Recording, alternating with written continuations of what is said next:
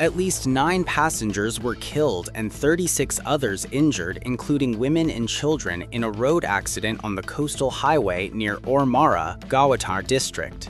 The passenger coach was traveling from Karachi to Jewani when the accident occurred early morning.